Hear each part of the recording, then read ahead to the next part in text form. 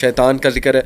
और देखें, शैतान का तो टाइटल अल्लाह रब्बुल आलमीन ने चीफ डिसीवर कहा है कि वो सबसे बड़ा डिसीव करने वाला है, बिल्कुल सबसे बड़ा, demon of demons, the archon of archons, demiurge कहते हैं, मुख्तलिफ नाम है इसके, लूसीफर वगैरह वगैरह, किंग ऑफ हेल दिखाते हैं इसको, तो ये तो सबसे बड़ा है। इसी तरह आप एंशिएंट हिंदू टेक्स्ट की तरफ जाएँ तो बड़ी इंटरेस्टिंग कुछ चीज़ें हैं। बल्कि मैं आपको बताऊँ वगैरह कि मैं अक्सर इस पर जब वीडियोज़ देखता हूँ ना एंशिएंट हिंदू कैरेक्टर्स के ऊपर और जो उनके सो कॉल्ड गॉड्स और गॉडेसेस हैं, तो बड़ी एक स्ट्राइकिंग रिजेम्बलेंस लगती है बाकी जो पेगन कल्चर्स हैं, जैसे इजिप्शियन है, जैसे सुमेरियन है। यानी ऐसा महसूस होता है कि इन वन वे और अनदर कैरेक्टर वही है, लेकिन मुख्तलिफ शक्लों के साथ, मुख्तलिफ जो है वो उसके साथ नामों के साथ। तो एंशिएंट हिंदू स्क्रिप्चर में जो महाभारत है और रामायण है, उसमें एक अजीबो गरीब क्रिएचर जिसका नाम जो है वो यहाँ पे मेरे पास लिखा हुआ है, निवाता कवचस। ये क्रिएचर जो है ये एक्स्ट्रा टेरेस्ट्रियल रेस से है और ये 30 मिलियन हैं दुनिया में अकॉर्डिंग टू देयर स्क्रिप्चर्स। और अब ये वीक हो गए हैं या छुप गए हैं या इनको मार दिया गया, इस पे एक बहस है उनके यहाँ, हिंदूज के यहाँ। 30 मिलियन थे ये शुरू में और ये समंदरों के नीचे रहते हैं। इंटरेस्टिंग बात, they are residing under the oceans. अच्छा, बाकायदा हमारे कुछ उलमा की राय ये है कि जो इंसान है ना वो जिन्नों से ज़्यादा है, जिन कम है इंसान से ज़्यादा। अच्छा, यानी इनकी पॉपुलेशन कम है मर्दों की, और इनकी पॉपुलेशन इंसानों की बढ़ गई है और जिन्नों की कम है। एनीवेज आप देखें कि ये जो है अपना अलबिदाया वन निहाया, उसमें मैंने खुद रवायत पढ़ी है कि जब ये बैटल हुई थी, the great battle between jinns and angels, तो कुछ जिन्नात को मार दिया गया था और कुछ को समंदरी जजीरों में आइलैंड्स के ऊपर भगा दिया गया या लॉक कर दिया गया। फिर वो सही मुस्लिम की भी हदीस है, मैंने पहले भी आपसे जिक्र की थी कि एक सहाबी का कॉल है, गालिबन अब्दुल्ला बिन उमर है, मेरे जहन से भी निकल गया। तो सहाबी ने कहा कि क़यामत के करीब वो जिन्नात जो समंदरों में कैद किए थे हज़रत सुलेमान अलैहिस्सलाम ने, वो निकल आएंगे और वो कुरान पढ़ेंगे। यानी अब उनका कुरान क्या है वल्लाहु आलम, लेकिन ये कि वो कुरान की तरह दे विल रिसाइट समथिंग। तो इंटरेस्टिंगली आप देखें कि इन क्रिएचर्स का जिक्र भी समंदर के नीचे का है। तो एक स्ट्राइकिंग रिजेम्बलेंस हमें मिल रही है इन क्रिएचर्स के बारे में। फिर एक सो कॉल्ड गॉड जो हिंदू स्क्रिप्चर्स में मिलता है वो धनवंतरी। और धनवंतरी एक बहुत ही अजीबोगरीब मिस्टीरियस सा क्रिएचर है जिसके पास मेडिसिन का बहुत नॉलेज है, जिसके पास मैजिक का जो है वो बहुत नॉलेज है। और कई जो हिंदू सर्जन्स थे उस दौर के, बहुत एंशिएंट, उन्होंने इससे जो है वो मेडिसिन का नॉलेज लिया। ये उनके उसमें आता है किताबों में। और this character can also take form of a bird. ये एक बर्ड के फॉर्म में भी आ जाता है सामने, पर हो इसके बड़ी सी एक बर्ड। इंटरेस्टिंगली यही सेम कैरेक्टर एक और नाम से एंशिएंट इजिप्शियन माइथोलॉजी में भी है, थॉस के नाम से। और थॉस जो है वो एक बहुत पावरफुल बीइंग उन्होंने दिखाया हुआ है। Actually thaws is a God of science, medicine and magic in Egyptian mythology, so called God.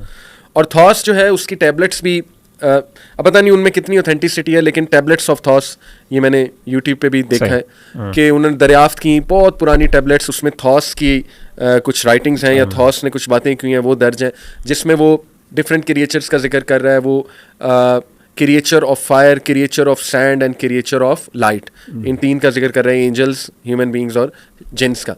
फिर वो उसमें जिक्र कर रहा है अकॉर्डिंग टू दोज टैबलेट्स। अब वो पता नहीं कितनी ऑथेंटिक है वल्लाहु आलम। उसमें जिक्र हो रहा है कि मैं परवाज़ की आसमानों की तरफ गया तो वहाँ पे मुझे गार्डियंस मिले, तो वो वहाँ पे पहरा दे रहे थे। तो देखें ना कितनी सिमिलर इन्फॉर्मेशन है कि शैतान जब ऊपर जाते हैं तो वहाँ पे एंजल्स पहरा दे रहे हैं। डेफिनेटली अल्लाह ने दरवाजे, हर आसमान के दरवाजे हैं और एंजल्स पहरा दे रहे हैं। इसमें बुनियादी बात जो ये है ना वो ये है कि देखें किसी इस्लाम का इसके बारे में कोई दूसरी, इस्लाम को इस बारे में इस तरह की इन्फॉर्मेशन के बारे में कोई मसला नहीं है इससे। उसकी वजह ये है कि हमारा अपना बिलीफ ये है कि ये जो शैतान है ये इन्फ्लुएंस, ये अक्रॉस कल्चर्स इन्फ्लुएंस करता है। सही। तो जिस तरीके से हमें मुख्तलिफ ट्रेडिशंस के अंदर तौहीद के रेफरेंसेस मिल जाते हैं, उनके असरात और निशानात मिल जाते हैं, कुछ ऐसे फिगर्स मिल जाते हैं जिसके अंदर जिनके बारे में ये गुमान किया जा सकता है कि वो नबी थे अल्लाह ताला के। उनकी भी राइटिंग्स से, ऐसे डॉक्टर ज़ाकिर नाइक हाफिज़हुल्लाह बहुत सी हिंदू की किताबों से, मुख्तलिफ ऐसी अजीबोगरीब रिलीजन्स उनकी किताबों से बाज़ औक़ात ऐसी चीज़ें बयान कर देते हैं। बल्कि मुझे याद है एक ज़माने में मैंने किताब पढ़ी थी, ये उस बंदे का नाम क्या है, the sources of the Quran के नाम से उस बंदे का, एक मुस्तशरिक़ ओरिएंटलिस्ट है बहुत पुराना, विलियम क्लेयर टिस्टॉल उसका नाम है। तो उसकी किताब है, उसने बेसिकली कुरान मजीद पर एतराज़ात उठाए। उसने कहा कि कुरान मजीद बेसिकली ये जो इसने जो सारे वाक़यात लिए हैं ये मुख्तलिफ ट्रेडिशन से लिए हैं। और उसने एक्यूज़ ये किया कि अल्लाह के रसूल सल्लल्लाहु अलैहि वसल्लम जब सफ़र किया करते थे, जाते थे, तो वहाँ पे आपको मुख्तलिफ इलाकों के लोग मिलते थे, दमिश्क, शाम वगैरह में, तो वहाँ पर आपकी मुलाकात होती थी, वहाँ से आप कहानियाँ सुन के लियाज़ बिल्लाह गढ़ लिया करती थी। उसका एक क्लेम है। तो उसने जो है उसने बेसिकली ऐसे कई वाक़यात, मैंने जब वो किताब पूरी पढ़ी थी तो मुझे याद है कि जब वो मैंने जो किताब पढ़ी तो उसके अंदर उसने अजीब व गरीब कुछ ऐसे वाक़यात जिक्र किए जो बेआईन नहीं लगता था जैसे कुरान मजीद का जिक्र है। और वो मुख्तलिफ पता नहीं ऐसे ऐसे ट्रेडिशन से और ऐसी ऐसी हिंदूज़ के ऐसे ऐसे स्कूल्स ऑफ, यानी उनके मुख्तलिफ स्कूल्स ऑफ थाट और उनके सब कल्चर्स या कल्चर्स कुछ ऐसे थे जिसके अंदर ये चीज़ें मौजूद थी और जिसके अंदर कुछ चीज़ें हमें बड़ी कॉमन नज़र आती हैं। मिसाल के तौर पर द ग्रेट फ्लड है हज़रत नूह अलैहिस्सलातु वस्सलाम का, जो हमारा ईमान है जिस पर कि वो आया, उसका आपको मुख्तलिफ ट्रेडिशंस के अंदर जिक्र मिलता है। ठीक है ना, आपको गालिबन सुमेरियन टेक्स्ट के अंदर भी उसका जिक्र मिलता है। इस तरीके से हर ऑलमोस्ट रिलीजियस टेक्स्ट के अंदर ऑलमोस्ट द ग्रेट फ्लड का एक पानी के आने का जिक्र मिलता है, यानी कि एक तूफ़ान का जिक्र मिलता है। इस तरीके से मुख्तलिफ और भी चीज़ें हैं जिसका जिक्र मिलता है। तो बेसिकली कहने का मतलब ये कि अगेन ये हमारे नज़दीक इस बात की दलील है कि अल्लाह ताला ने मुख्तलिफ पैगम्बर भेजे, मुख्तलिफ ट्रेडिशंस, मुख्तलिफ रिलीजन्स के मुख्तलिफ लोगों की तरफ जिन्होंने बाद में उसको मुख्तलिफ रिलीजन बना दिया क्योंकि वो महफूज नहीं रहे। इसी तरीके से शयातीन का भी ये मामला है, वो हर एक के साथ, क्योंकि हर दौर के अंदर शयातीन एग्जिस्ट करते थे, फिर तागूती ताकतें जिक्र करती थी और एग्जैक्टली वो किसी न किसी शक्ल में आ जाके उनकी बुनियाद एक ही मिलती है। मैजिक आपको हर जगह कॉमन नजर आता है, बुत परस्ती आपको हर जगह कॉमन नजर आती है, गैरुल्लाह से और इस तरह की अजीबो गरीब जो डीमंस हैं, सैक्रिफाइसेस जो हैं, सैक्रिफाइसेस, रिचुअल्स खास किस्म के, ये भींडे चढ़ाना, ये बहुत कॉमन कल्चर्स के अंदर आपको चीज़ें नजर आती हैं। और मुख्तलिफ एंटिटीज़ को गॉड बना लेना, मुख्तलिफ खासतौर पर ऐसी एंटिटीज़ को जो नुकसानदेह हों, जो बड़ी या ताकतवर हों, सांप हो गया, शेर हो गया। तो ये कॉमनैलिटीज़ फिर मैं आपको बताऊं कि 1945 में एक फार्मर था, उसको इजिप्ट में 13 लेदर बाउंड पेपरस बुक्स मिली, दफनाई हुई थी किसी ने सेवरन अर्थनवेयर जार्स के अंदर, विच वर रिटन बाय ग्नोस्टिक्स, जो क्रिश्चियंस के एक वो पूरा फिरका है। और इसमें इंफॉर्मेशन लिखी थी ग्नोस्टिक्स ने कि how human race was modified by a race of extraterrestrial creatures called archons, ये उसमें दर्ज है।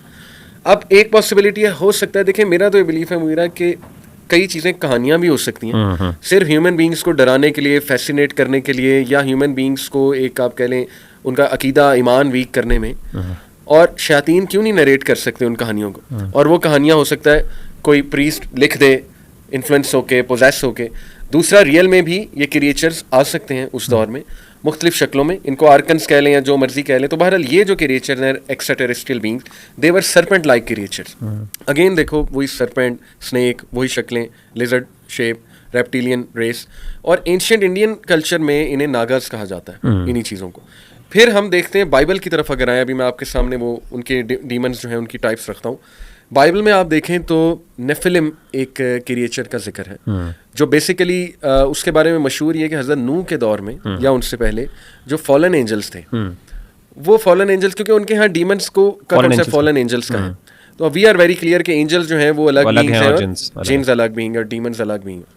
तो फॉलन एंजल्स ने आके इस दुनिया में ह्यूमन रेस के साथ इंटरकोर्स किया, और उसके नतीजे में जो पैदाइश हुई जिसकी क्रिएचर की, वो नेफिलिम है, जाइंट्स भी कहते हैं इन्हें। सही। तो उन नेफिलिम ने बहुत ज़्यादा दुनिया में एक तबाही मचाई और बहुत ज़्यादा उन्होंने फसाद मचाया। तो तूफान नूह बेसिकली उनको भी तबाह करने में आया था, रेबेलियस इंसानों को भी और उन क्रिएचर्स को भी। और ये स्टोरी यकीन करें आपको ग्रीक मैथोलॉजी में मिलेगी, द सिटी ऑफ एटलांटिस, जिसको डबो दिया गया और वो समंदर के नीचे। आपको हिंदू स्क्रिप्चर्स में ये तूफान नूह से मिलता जुलता वाक़या मिलेगा कि पूरी दुनिया को एक बार पानी के नीचे जो है वो डबो दिया गया।